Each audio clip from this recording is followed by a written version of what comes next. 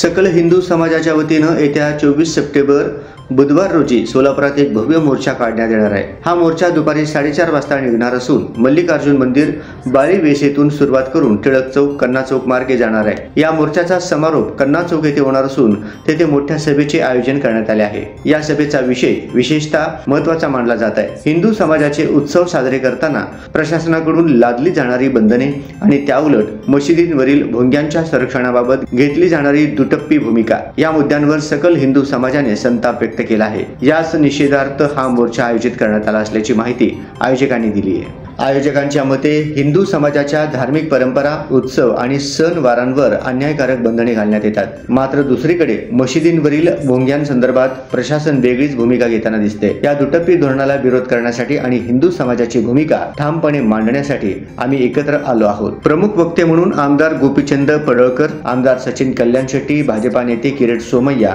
आदी उपस्थित राहणार आहेत। सोलापूर शहरात यापूर्वीही विविध धार्मिक आणि सामाजिक संघटनांनी या संदर्भात आंदोलने केली आहेत। मात्र यावेळी सकल हिंदू समाज या व्यासपीठावरून विविध संघटना, कार्यकर्ते आणि समाज बांधव एकत्र येणार असल्यामुळे हा मोर्चा विशेष महत्त्वाचा ठरणार आहे। दरम्यान शहर पोलीस प्रशासनाकडून मोर्चाला आवश्यक ती परवानगी व सुरक्षा व्यवस्था पुरवली जाणार असल्याचे समजते। मोर्चामुळे शहरातील काही मार्गावर वाहतूक कोंडी होण्याची शक्यता असल्याने नागरिकांनी पर्यायी मार्गाचा वापर करावा असे आवाहनही प्रशासनाने केले आहे। सोलापूरकरांचे लक्ष आता या मोर्चाकडे लागले असून 24 सप्टेंबर रोजी कन्ना चौकातील सभा कशी पार पडते याकडे सर्वांचे डोळे लागले आहेत।